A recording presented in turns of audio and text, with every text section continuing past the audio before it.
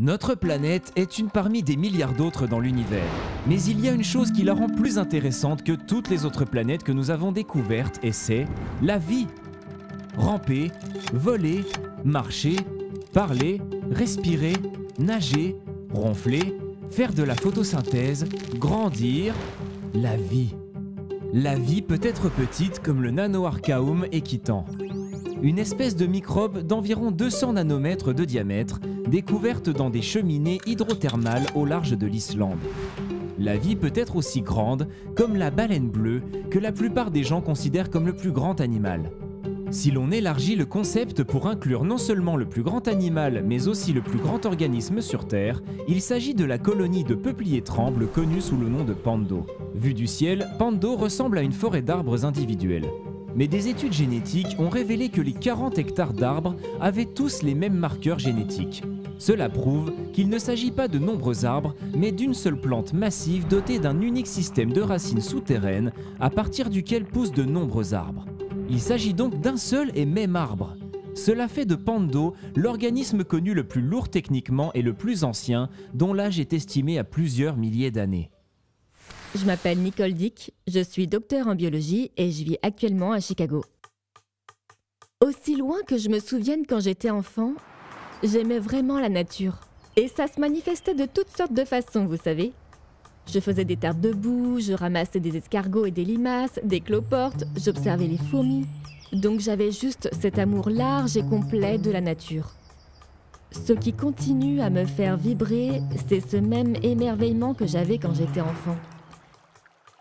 J'aime toujours les organismes, j'aime l'environnement, j'aime le monde naturel et il me fascine. La vie est si complexe, si intriquée et si belle. Cela nourrit cet amour que je ressens. La vie est plutôt mystérieuse.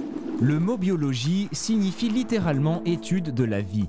La vie la plus ancienne connue sur Terre date d'il y a plus de 3,5 milliards d'années. On pourrait donc penser que les scientifiques se sont mis d'accord sur la définition exacte de ce qu'est la vie.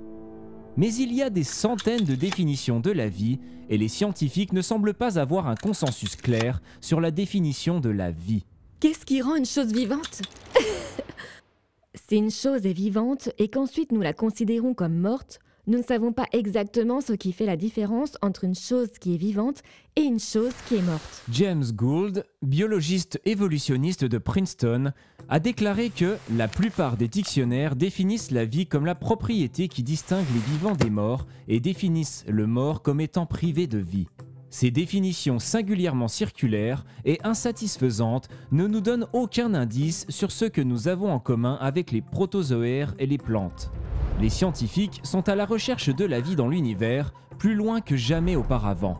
Mais qu'entend-on par « vie dans l'espace » ? La NASA définit la vie comme un système chimique autonome capable d'évolution darwinienne.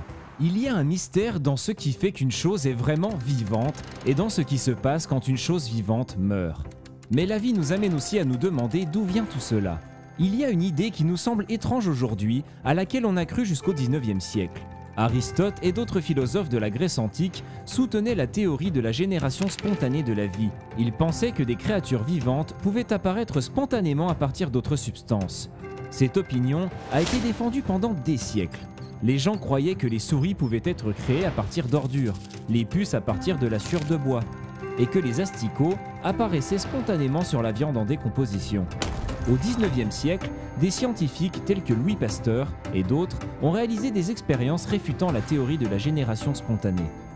Vous savez, je crois que beaucoup pensent que les scientifiques, biologistes ou autres ont les réponses à ces questions. Et bien sûr, ils ont des réponses. Nous avons des réponses. Il faut reconnaître l'ingéniosité et l'intelligence humaine, mais en même temps, il y a tellement plus que ça. Aujourd'hui, il y a plusieurs théories sur l'origine de la vie.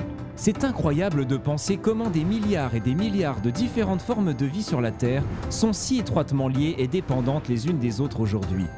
La vie humaine dépend des êtres vivants pour survivre et encore beaucoup de choses restent un mystère. Mais ce mystère de la vie nous amène à nous demander d'où vient la première vie ? Quel est le début de toute la création ?